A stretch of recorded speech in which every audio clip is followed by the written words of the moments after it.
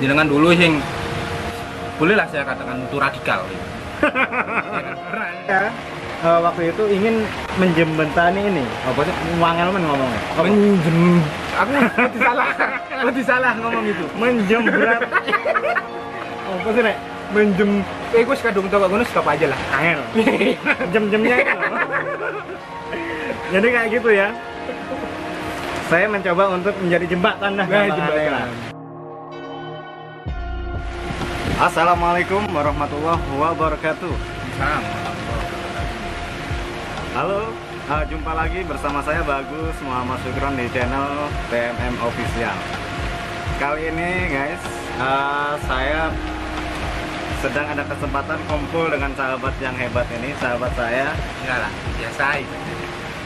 Coba kenalkan dulu siapa namanya.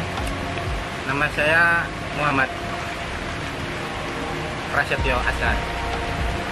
Biasa dipanggil Edo. Jauh ya. Kok esok gak nyambung? Iya. Tapi panggil aja Edo aja. Ya, teman-teman. Oke, namanya Mas Edo. Mas Edo Prasetyo Azhar. Langsung saja, saya ngajak sampean ini ingin bertanya-tanya seputar tentang bisnis. Korporasional bisnis. Opo katanya? Ya, keluarga. Oh gitu. Tuh. Istri berapa gitu kan? Iya. Jadi aku terlalu bersemangat kepingin belajar mengelola bisnis yang baik, yang benar. Oke, saya mau tanya dulu dah. Anak udah berapa sekarang? Alhamdulillah sudah 3 ini. Yang pertama cewek, yang kedua cowok, kemudian cowok. 3 ya? Masya Allah. Di umur yang ke-34 ini ya. Sekarang umur 34 tahun. Ya, 34 tahun sekarang. Tapi masih berusaha untuk menjadi 24 lah. Balik 6. Iya, jadi balik 6. Iya. Istri orang mana? Istri orang Malang. Asli Malang. Mas Edo sendiri juga orang Malang. Saya asli Malang juga. Lahir Procot di Malang. Merantau sebentar. Balik ke Malang. Usaha di Malang. Siap. Dulu saya dengar Mas Edo itu sempat selesaikan sekolahnya di Unibrau ya kalau nggak salah ya. Ya benar, di Jurusan elektro. Teknik elektro ya. Teknik elektro. Sempat bekerja setelah lulus sempat bekerja. Sempat bekerja selama berapa tahun ya? 7 tahun, 7 sampai 8 tahun lah kita kerja di perusahaan gitu, megang di elektro, di mekaniknya. Habis itu pulang ke Malang. Waktu itu perusahaannya di bebas ngomong anu. Loh, bebas. Oh, Di Surabaya kan? di Surabaya, di Pasuruan. Pasuruan. Ya. Gak usah ngomong PT kan ini. Nggak usah, jangan. Enak nih PT nih. Yang pasti Mas Edo itu sempat bekerja sebagai orang kantoran di salah satu perusahaan ternama juga di Pasuruan. Setelah apa teknik ya? Ya bukan nggak. Saya paling nggak bisa kalau di kantor gitu ya kan. Ya lapangan. Ya? Lapangan ya. Nah. Maksudnya dengan sistem gaji ya? Enggak mas. Sistemnya barter. Apa tuh kayak beras mulai? Iya. Oh, ono lah. Tak ikhlas ya. Lah itu. Terus saya jujur aja, dulu itu Mas Edo ini boleh dibilang teman satu tikar, dia alas tikar gitu kalau tidur. Terus kalau kita ngerokok itu sebatang ini bertiga sebenarnya ya. Bertiga, ada satu lagi. Satu lagi masih di Tulungagung, belum sempat kita ini berkolaborasi. Jadi merasakan hal yang susah sekali, pernah kita ngerasain sama Mas Edo ini. Tapi sekarang luar biasa. Mas Edo itu sudah punya resto. Apa namanya? 100 Smoke. Apa yang maksud? Tolong dijelaskan bisnis Anda ini. Oh gitu. Kalau bisnis sih sebenarnya tetap di food and beverage ya. Kita mengelola usaha makanan kuliner gitu kan. Ya. Sebenarnya Hundred Smoke ini berdiri sih awalnya dari keinginan kita ingin sama dengan produk luar gitu. Kalau masalah seperti fried chicken atau burger mungkin sudah banyak, Tapi apa sebenarnya di produk luar yang masih belum bisa diterapkan di Indonesia, khususnya di Malang gitu kan? Ya kita coba kiblatkan pemikiran kita itu ada di Texas waktu itu. Texas. Amerika. Mantap. Jauh sekali ya. Nah, jadi kita seperti smoke beef kayak gitu-gitu yang kita ingin kita usahakan gitu ya kan. Tapi ya intinya Hundred Smoke itu bergerak di bidang kuliner. Menunya macam-macam ya. Menunya smoke beef dan apa smoke beef? Smoke beef itu daging asap. Waduh. Aku gak harus soalnya anak wong tani ta. Smoke beef itu daging asap. Oh, gitu. daging. Jadi proses pemasakannya dari asap gitu. Kita mengasap untuk berapa lama gitu kan. Terus kemudian ada smoke chicken, terus kemudian ada ya banyak sih. Ininya tapi yang paling inti itu smoke beef dan smoke chicken. Menu unggulannya lah ya. Unggulan. Mantap. Tapi seiring berjalannya waktu banyak kok kenapa kita harus nyontok gitu ya. Padahal ya ini ya bersyukurnya kita sebagai orang Indonesia sebenarnya semua ada di Indonesia. Semua ada di Indonesia. Kita secara teknik, secara secara bahan baku semuanya ada di Indonesia. Dan sangat bersyukur harusnya orang Indonesia gitu loh. Gak usah kalian nyuntuk, jadilah diri kalian sendiri, udah bisa. Teknik pengasapan Indonesia punya dan itu tua. Ngapain kita harus ke Texas gitu? Akhirnya oke, secara behavior itu kita coba nyuntuk sana, oke ada ya. Tetapi secara teknik kita adopsi dari Indonesia aja. Udah cukup itu. Udah cukup dan itu menurut saya udah pas lah daripada kita harus model-model koyo wong Amerika. Karena sebenarnya udah komplit. Udah komplit. Indonesia luar biasa untuk masalah resource ada semua. Sustain. Nah, intinya aman intinya gitu. Nah, untuk usaha kuliner ini sendiri, Mas Edo udah mulai dari kapan? Masih baru ini sebenarnya. Kita masih baru untuk ini. Artinya waktu itu kan sempat jadi karyawan di salah satu perusahaan. Oh ya. Terus boleh dibilang bosan jadi karyawan, akhirnya buka usaha gini. Bukan bosan sih sebenarnya. Bukan bosan. Enak sebenarnya. Enak kalau ya? jadi orang sumpah. Tapi saya nggak bisa menampik bahwa menjadi karyawan itu adalah sebuah proses gitu loh. Jadi kalau teman-teman sekarang atau sahabat-sahabat ini yang nonton ini ada yang masih jadi karyawan, nggak usah berkecil hati. Banyak nilai plus juga ya jadi karyawan gitu loh. Nggak harus moro-moro moro-moro sih. Tiba-tiba kemudian, aduh, males aku jadi karyawan metuai. Enggak harus seperti itu juga gitu. Kuatkan dulu aja mental kalian sebagai karyawan. Saat kalian menjadi mental karyawan, wis kuat, tumbuhkan lagi mental untuk menjadi seorang usahawan kayak gitu loh. Jangan mental karyawan gak ono terus kemudian kalian mau sok-sokan kasih jadi dijamin gagal lah ya kalau gitu. Mau jadi usahawan enggak penempaan sebagai karyawan itu kan proses penempaan diri gitu maksudnya. Ya, dinikmati aja, memantangkan mental juga untuk ke level selanjutnya gitu maksudnya.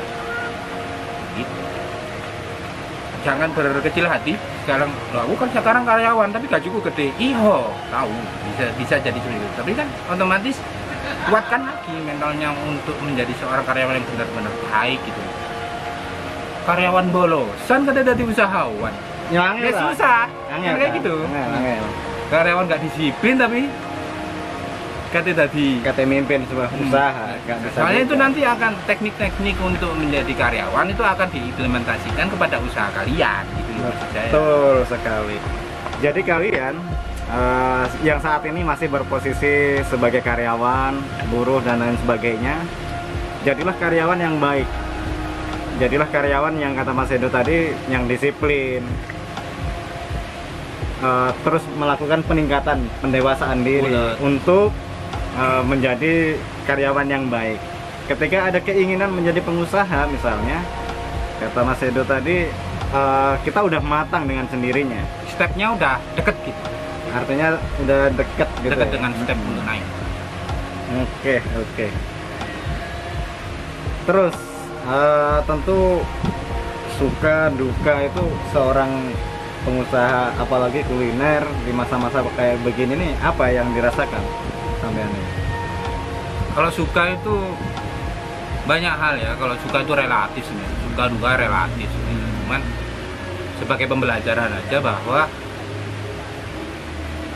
usaha itu jangan dipikir sulit, sebenarnya mudah gitu, asal kita mau aja gitu. Jadi gak ribet lah. Nggak ribet lah, coba dipikir waduh boleh rugi piye yo, boleh engko gak payu yo apa yo, ya nggak usah. Kamu mau apa lakukan aja gitu aja. Betul, saya setuju banget.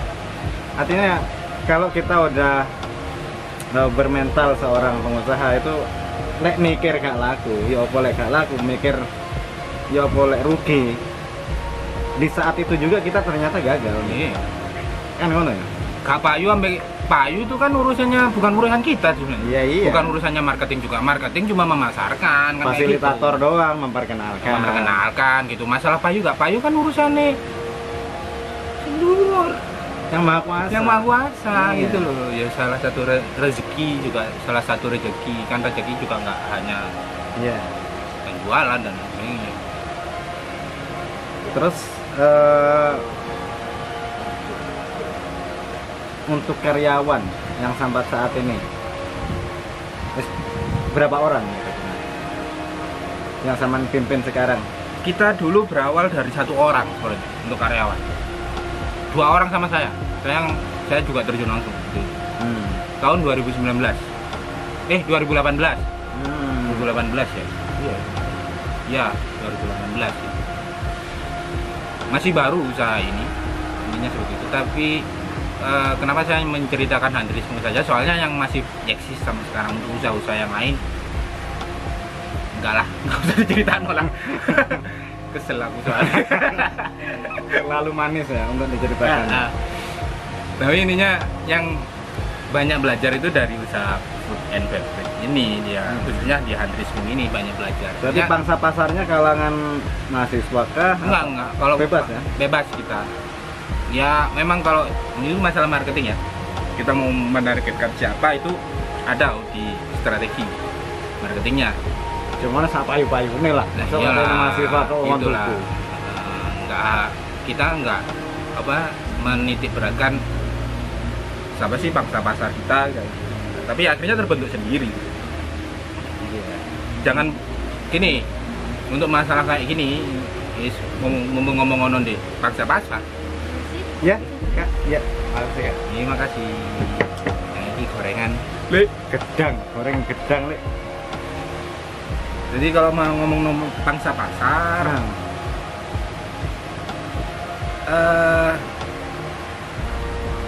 memang ada strategi, intinya seperti itu. Ya kan? Tugasnya marketing lah ya. Ya itu ada tugasnya marketing ya, kita juga bertugas gitu ya, cara memasarkannya seperti apa, target kita seperti apa kayak gitu kan, pasti ada. Tapi jangan pernah berharap kalian bisa kaku. Misal nih kita di Malang, kota Malang ini kebanyakan universitas gitu kan, terus kemudian banyak mahasiswi kan kayak gitu. Jangan pernah terpaku dengan hal itu. Oh boleh usaha di Malang pasti payune soalnya mahasiswa didol murah aja. Nggak seperti itu cara berpikiran berbisnis gitu loh mas. saya. Soalnya kalau kita sudah terpaku seperti itu, ya kembali lagi ininya gitu loh. Masalah payu nggak payu itu kok nanti gitu. Urusan burih, penting Burih. kita gerak dulu, kita press terus kemudian itu akan terbentuk sendiri pangsa pasar gitu loh. Betul. Jadi kita dapat setelah kita ini ya kasih nomboi, kasih muncul nomor piro kan ngono. Nah, Tapi kan ya tergantung kan nomboi piro kan ngono. Lek kalian tertuju cuma wis lah mahasiswa tok diantem. Tibaik libur. mahasiswa gak ono sing doyan mek panganane dhewe. Nah, itu jadi Kan kendala juga. Jadinya kalian apa membatasi diri kalian untuk mengeksplor pangsa pasar itu. Justru harusnya pasarkan dulu, kenalkan dulu, edukasi dulu ke semua khalayak. Kemudian baru ada riset selanjutnya yang akan menentukan mana pasar yang paling tinggi kita ajak untuk bekerja sama dengan kita. Bekerja sama dalam artian ya sing tuku kan mun. Belum duku. Hah? Itu yang akhirnya yang lebih kita fokuskan dalam artian DVIP kan lah. Ngopo itu VIP? VIP ya. Maksudnya Terlayani. dilayani dengan baik lah. Gitu. Mungkin ini sekarang udah terbentuk pasarnya adalah seorang ibu-ibu, ya sudah kita berjalan di rule itu tanpa meninggalkan rule yang lain gitu. Maksudnya ya wes, lemone di ibu-ibu ada biasanya ibu-ibu senengannya diskon, terus kemudian barangnya akeh tapi murah, sudah Smart aja gitu, efisien kan lagi. Diminum dulu mas. Kamu harus kentean bahan lah katanya ngomong. Aku kentean bahan ini soalnya narasumbernya top banget ini. Enggak sih, biasa kita sama-sama belajar sih. Mas Sukron ini juga lebih hebat dari saya sebenarnya. Saya dulu ketika SMA ya kita baru kumpul kenal mulai SMA. Masih ingat ya kalau waktu SMA itu saya dulu masih ingat kalau kita di masjid, saya turune mangani yo di masjid, makan, minum. Nah, pokoknya hidupnya di masjid lah. Itu kayak ibadah saja. Itu kayak ibadah. Masjid kayak turu. Kayak turu yo kayak mangan. Galek makanan. Ya itulah kita waktu cuman kita teman seperjuangan gitu, hanya beda sekolah. Kalau Mas Edo sekolahnya di Ororodowo, saya di Telogomas, ya gitu. Gak ngerti Mas Sigit, Ororo sampai Telogomas di Endi Mas. Iya di Malang. Di mana? Ororodowo, Jalan Ororodowo ya, gitu ya. 4 kilo ya jaraknya. Cuman kita dipersatukan di salah satu wadah waktu itu. Ini boleh disebut apa enggak ini namanya? Gak apa-apa Mas. Nah, Ikatan pelajar lah. jadi kita disatukan di satu wadah pergerakan gitu, organisasi Ikatan Pelajar Muhammadiyah waktu itu. Dan kita banyak belajar kehidupan di situ ya. Banyak. Artinya kita, ya itu tadi kita Belajar hidup lah sebenarnya. Iya. Belajar hidup. Soalnya kalau kita nggak menghidupi itu, kita nggak hidup juga. Tapi luar biasa. Saya sampai sekarang masih hormat juga pada institusi ini yang membesarkan kita pada akhirnya, Ya. mendewasakan kita. Gitu. Mendewasakan. Banyak ilmu ya, banyak ilmu. Terkhusus adalah ilmu kehidupan kalau saya. Ya. Nggak ada yang lain-lain. Kalau Dan- masalah syariat, fikih dan lain sebagainya sih itu nafsi ya. Itu free ya Itu kita. free ya. Iya. Santai lah aku. Oh, cuma mikir Masalah masalah. mikir masih ngono. Yang Mas penting, Sukron dulu pernah menjadi seorang aktivis yang wow, gitu Wow. ya. Wow, gitu ya kan. Saya juga pernah liberal gitu ya, tapi intinya ya itu pencarian jati diri gitu loh ya kan. oh jadi salah. Oh, jadi jalan. Yang penting itu, nah sekarang nih kita udah berkeluarga masing-masing. Nah seperti itu. Jadi ini salah satu bentuk ya, salah satu bentuk ini ya, menurut saya toleransi seperti ini Mas Sukron. Jenengan dulu sing bolehlah saya katakan itu radikal. Ya kan? Pernah saya sempat ya ngobrol debat ya, walaupun kita sahabatan mulai itu gitu sih, sahabatan nggak pernah tuh kita itu saling halal darahmu nggak pernah juga. Nggak pernah, kita ya tetep baik, lek ngopi ya tetep rokokan, Nah. lek ngomongnya ya si ngomong misuh-misuh, ngono kan Musik biasa lur. biasa. Bahas tentang sing hal-hal tabu gitu Wes itu biasa. lagu, udah menjadi lagu kita. Nama usahanya apa mas sekarang mas? Di sini bergerak di bidang apa sih? Kalau saya di Jakarta tuh merintis bisnis interior design. Oh, relate ya sama jurusan jenengan dulu. Oh, jurusan saya dulu. Jurusan aura. Jadi gak nyambung sekali. Kok kena digawe urip? Nah, Aku. melaku. Itu belajar kehidupan harus kayak gitu saya. Nah, ya relate kan kayak gitu. Kalau saya kan nggak relate nih. Aku elektro akhirnya dodol ayam. Nah, kayak gitu. Jadi saya membidangi di interior design dan alhamdulillah usaha itu udah saya rintis sejak 6 tahun yang lalu sampai sekarang. Masya Allah. Kayak gitu kira-kira. Apa meneh Mas Bro? 6 tahun mas. 6 tahun. Saya ya begitulah 6 tahun saya merintis usaha ini dan alhamdulillah sekarang bisa buka cabang juga di Jawa Timur. Alhamdulillah. Artinya Itu berarti furnitur tok. Iya. Furnitur tok, hidup dari furnitur iso seperti ini ya ini. Iya. Dan kalau yang di Jawa Timur itu sama, hampir-hampir sama kayak di Jakarta itu kita melayani Jabodetabek. Kemudian sampai Banten, Bandung bahkan pernah kita. Papua belum ini? Belum. Papua. Tapi ke mana dulu di Sulawesi yang pernah kena gempa itu di Palu. Saya pernah kirim lumayan lah. Palu tinggal pakunya mas. Iya. Oh ke Jogja ada saya. Di dekat-dekat Malioboro itu saya pernah project di situ bikin interior kantor kayak gitu. Berarti di patungan kayu ya dulu. Iya. Kebanyakan furnitur kan kayu ya kan. Jadi saya yang pakai lapisan itu mas, HPL itu mas.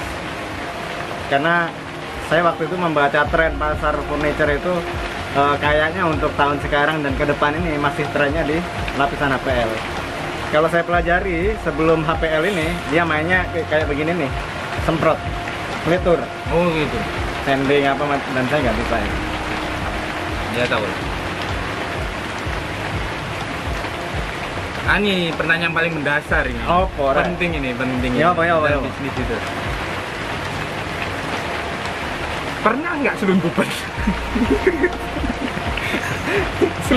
Selundupan itu apa ya? Kena kayu. Ketelusuk. Ketelusuk. Nah kalau saya itu konseptor mas. Kalau di Penting usaha dari saya. mananya pertanyaan ini? Kalau saya bukan yang pegang alat. Oh gitu.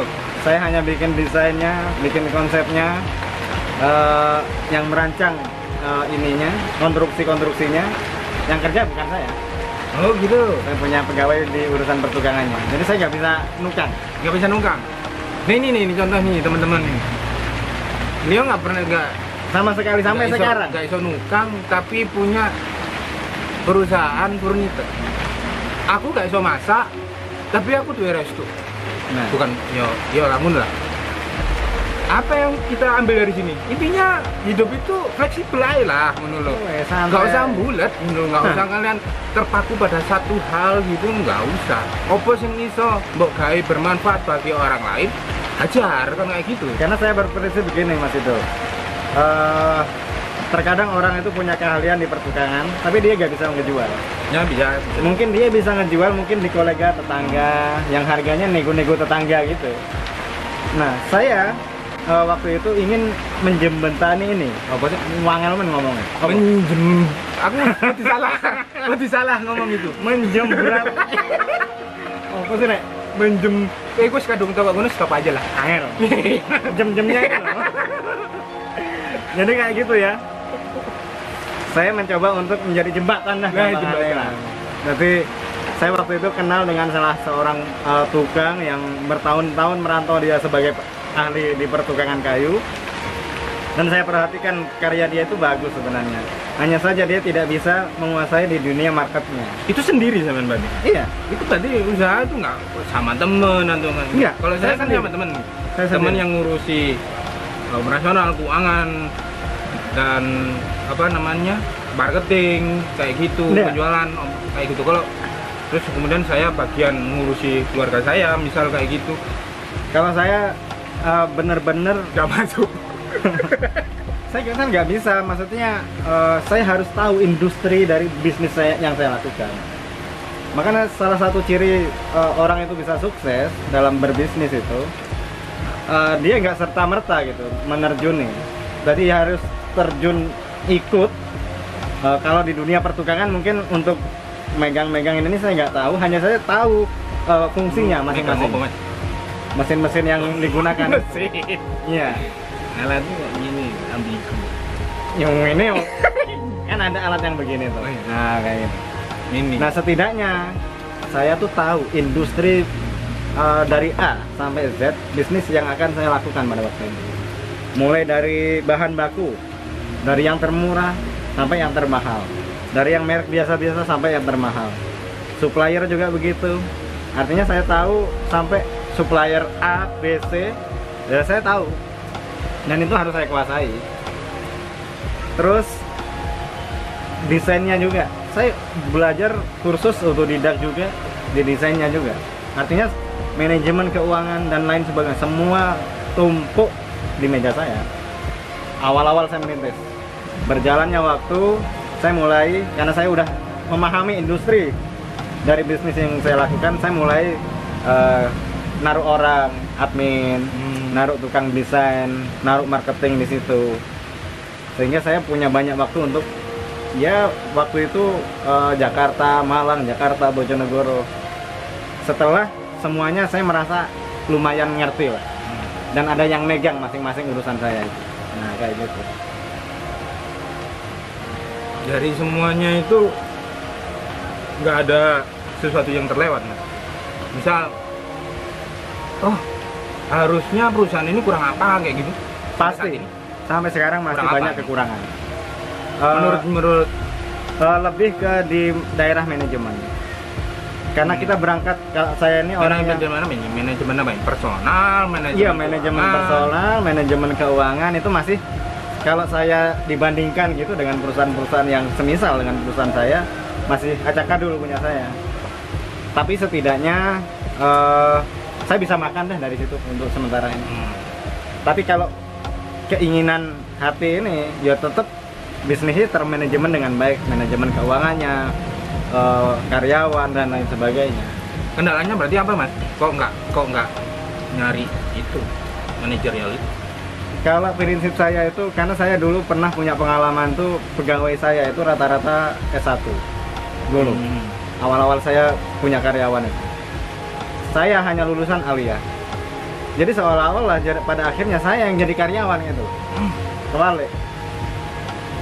Saya tetap sibuk dengan sendirinya. Mereka yang ngerti manajemen ini justru apa ya? Saya jadi pusing lah pokoknya. Ya yang kepinginnya sekarang ini karyawannya seperti apa? Nah, karyawan yang saat ini saya ini Inginkan itu dia itu intinya mau belajar aja. Basic apapun saya nggak jadi. lo kuliah no, kasih belajar. Enggak, maksudnya mau belajar maju di usaha ini juga. Gitu. Mau saya arahin sekarang yang ada di Bekasi, termasuk yang di Malang sekarang. Artinya saya nggak lek wong wis pinter itu biasanya ngeminteri. Apalagi bosnya hanya gak ngerti apa-apa kayak aku ngene iki. Jadi ya kita ribet berargumen terus ketika ada persoalan itu. Nah, ketika berargumen soal data saya pasti lemah. Berargumen tentang angka saya pasti lemah. Nah, gitu. Mau di atas ranjang juga lemah. Lemah, keselan ya. Keselan lagi. Nah, itu lanjut. Lanjut. Tapi yang pasti yang saya syukuri sampai saat ini di tengah-tengah pandemi yang belum selesai juga, dan itu mempengaruhi memang. Saya masih bisa makan dari usaha saya yang saya lakukan. Mangan kayu. Mangan kayu. Hasil serutan nih, Mbok tumbuh. Tumbuh tak dang. Ya gitulah. Ini keren. Bagus. Loh, Sebenarnya aku sih ngemuji, kok sampean sendiri ngemuji. Iya, maksudnya pembicaraan ini ngawur gitu. Udah mana gak kerumunan.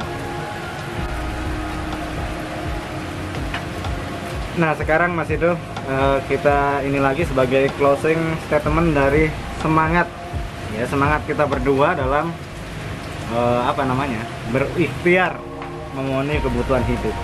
Apa kira-kira?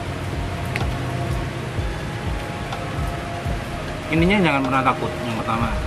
Kalau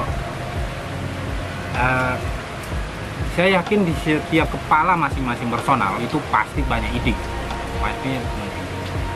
Tapi saat ide itu tidak tertuangkan dan kita aplikasikan di kehidupan kita, ya nggak akan pernah terwujud gitu maksud saya.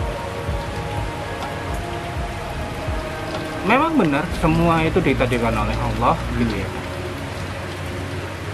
Tapi saat kita berikhtiar itu pun juga kita harus mendasari bahwa itu juga takdir gitu. Saat kita berproses itu juga takdirnya Allah menginginkan kita untuk berproses gitu. Jadi ide apapun kita lupakan gitu maksudnya. Kita lupakan. Jangan pernah takut dengan amal. Jangan pernah takut dengan ini memang berhasil atau tidak. Ini memang payu apa enggak, payu apa orang, laku atau enggak, kayak intinya saat kita punya ide, kita konsep dengan benar, terus kemudian kita meniatkan diri bahwa ini semua untuk umat, untuk teman-teman kita atau untuk manusia yang lain, intinya itu sesuatu yang baik, dan sesuatu yang baik ya harusnya diaplikasikan dan disegerakan. Itu setuju.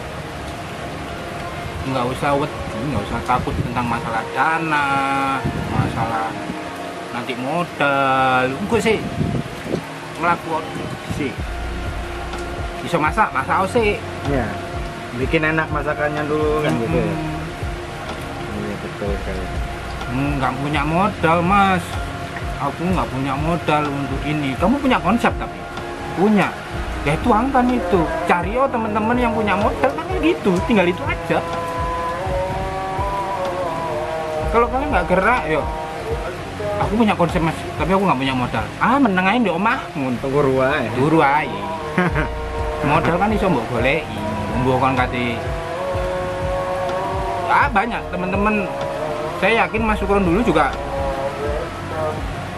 dengan tangan kosong awalnya gitu loh. Betul. Dengan tangan kosong terus kemudian bisa awalnya paling misalnya mas rai kayu ya. Aku dulu itu paling misalnya ini nih ngerti areng iki apik ngono tok. Ada azan, sebentar.